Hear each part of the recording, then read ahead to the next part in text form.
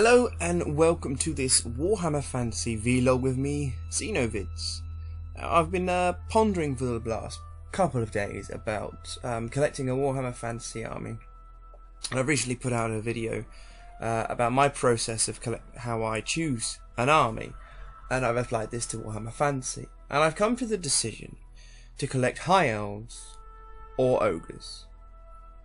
Now, the High Elves have always been a love of mine. I had a 2,000 or 2,500 point army before, but due to financial reasons and 40k projects, I sold them. High Elves have always been the first fantasy army I ever purchased, and I still like them.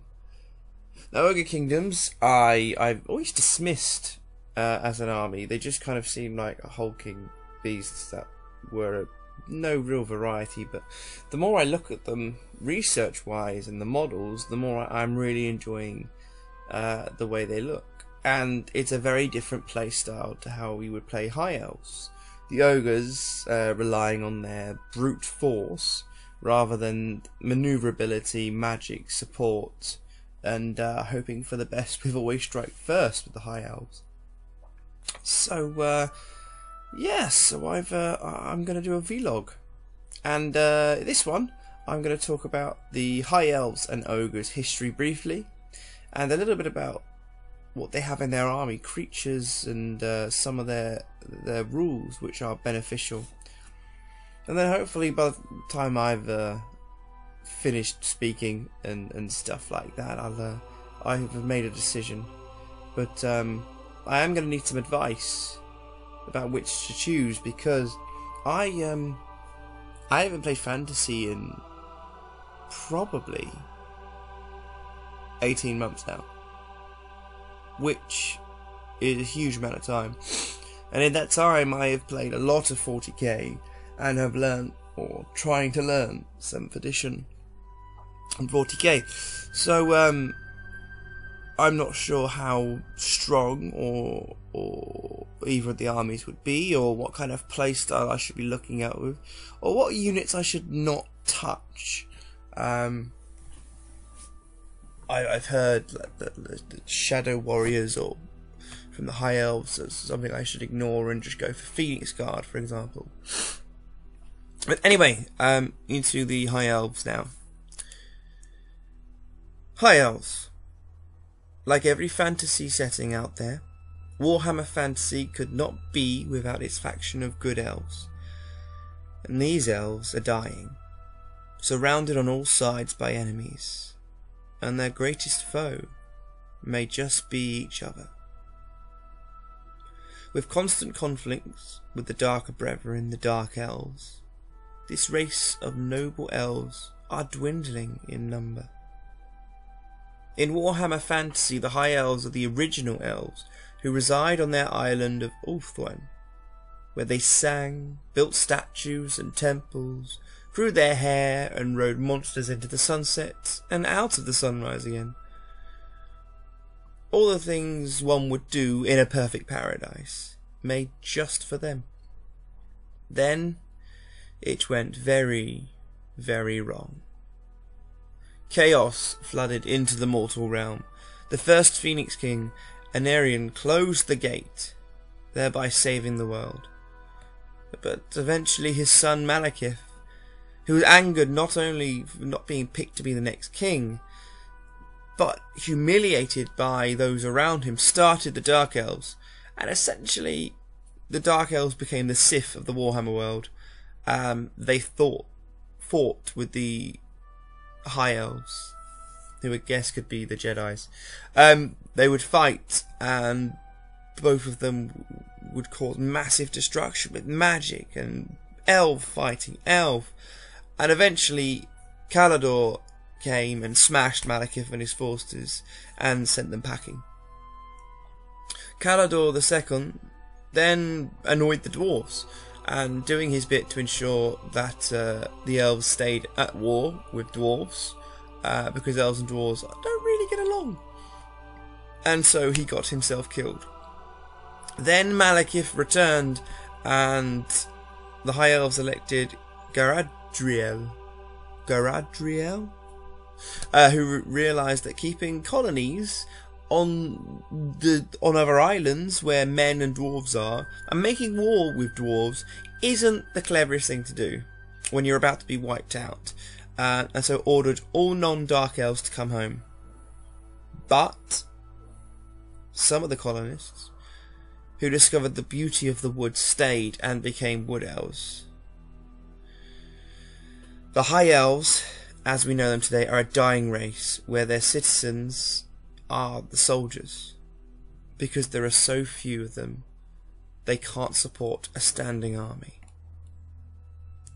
The High Elves are an extremely powerful army and have access to creatures such as dragons, griffins and eagles, which I personally love, which is great. They tend to use their combat and magic abilities more than their shooting. However, with access to bolt throwers, they can still be deadly at range. High Elves do not have access to cannons, or a huge variety of monsters like other races, such as lizard men, who can have an army of dinosaurs, or dwarves, an empire which can have huge cannons across their field. So the High Elves must rely on their mages to bolster their units by improving their toughness, or by causing magical abilities to either hinder or wound their opponent. High Elves also have unnaturally fast reactions and speed in combat, and therefore have the always strike first special rule, and this combined with their high initiative allows them to reroll misses and become a deadlier threat in combat. This, combined with their fast movement, is another reason why I like the Elves playstyle. I play Eldar in 40k, and I have played Eldar for a good few years now, and kind of understand that with a race that has toughness 3 and light armour, I have to rely on my tricky abilities, my manoeuvrability and combinations, and everything working in synchronization, and not to rely on one unit to destroy an army, because that won't work with the Elves. Moving on now to the Ogre Kingdoms. Now, the Ogre Kingdoms are a faction in Warhammer Fantasy, and although it's really more of a geographical term than a political term, ogres aren't really united as such. In fact, they spread out across the Warhammer world, making up tribes that become bigger and then become kingdoms. In the early days, when the Old Ones created the first races, they created the Elves, who would to take down chaos, but unfortunately the Elves were low toughness, they were brittle, and they couldn't reproduce quick enough. The dwarves couldn't adapt quick enough to demons.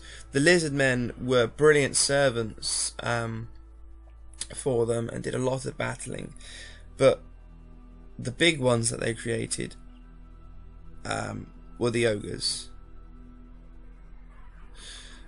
So in the early days, the Old Ones knew that chaos were approaching, and they feverishly worked to find a way to prevent them by engineering a race capable of fighting demons and winning. Finally, they produced the Ogres.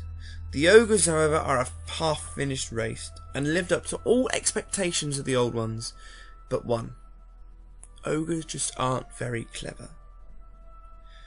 However, with the closing of the warp gates, the collapsing of the warp gates, the Old Ones could not improve on the Ogres. As such, Ogres were left in a partially completed environment, and despite being the race theoretically capable of fighting chaos and winning, they were left without the means or knowledge of how to do so. So the Ogres are brutal beasts. They are tough, they have many wounds, they can hit hard, but they're just not clever enough. They don't have high initiative, and from what I've seen from their stats, they have low armour and kind of rely on their bulk and toughness to save them. Now, ogres come from the east, and they come with a huge appetite. Travelling through the mountains, they found wonderful treats to devour, such as giants, dwarves, goblins, and men. Now, ogres are an army that like to smash some heads in. If you like armies that are fairly straightforward, unique rule set and fun models, then these are the ones for you. And this is a huge thing for me. I like unique armies, and again, they're different to elves. Nearly every unit in the army has impact hits and stomp, which must not be forgotten. It can be the deciding factor to winning combat, especially against models such as high elves with high weapon skill, initiative, and always strikes first. Because the high elves, a huge block of spearmen, are going to be doing a lot of hits and rerolls. They are strength 3, going against toughness 4 though. So this is where the ogres can kind of have a bit of toughness over them. However, with ogres fighting back with these impact hits and stomps, they need those rules to take down the high elves and races like that. In addition, almost all of them have the ogre charge rule, which gives them D3 impact hits if you roll a 10 or above. Therefore, if you're only like a couple of inches away, it's always worth rolling, and you should never forego the rolling. D3 impact hits can often mean 5 or more wounds, and unmounted ogre models are monstrous infantry, meaning their supporting ranks get the full attacks. Ogres do have access to larger beasts that follow in their unique aesthetics, and these also have impact hits and stomp and stuff like that. You could also take giants, but I'm not sure how effective giants are anymore. When you could just put more points into ogres. Ogres are designed to hit hard and take a beating. However, once a few wounds have been whittled down, then combined with many different charges, there should be enough to take them down. Should. On paper work. However, again, these guys are very tough, and if they're not wiped out, then they will make you their next meal. So I have high elves, which are low toughness and not so good armor, with great magic, always strikes first, and a variety of different models. And I have the ogre kingdoms, which have high strength, toughness, impact hits, hit like a brick wall, but kind of limited in their ranged and magic, which may not be great for them. Ogres don't really have cannons. They do have shooting abilities and shooting units, but it is in their combat that really is where they thrive. So yeah, that is a little bit about high elves and ogres. Please leave a comment down below about your experiences with these armies or battling against them, and what units are great and what units are not so great, because I am coming a little bit closer to choosing which fantasy army I would like to pick and collect. And when I do decide it, what I will do is do a codex review.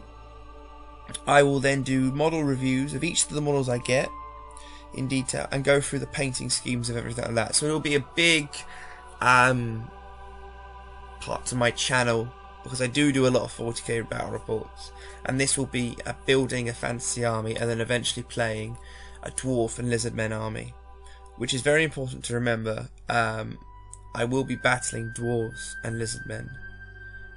3,000 points is the game. Is what we're going to be aiming to do, because then you can get a good variety of models that you like and stuff like that. So thank you very much for watching and or listening this vlog. I've been Xenovids, and it would be great for you to help me out with my channel and let me know what you think about high elves and ogres. I've been Xenovids, and I will see you on my next video.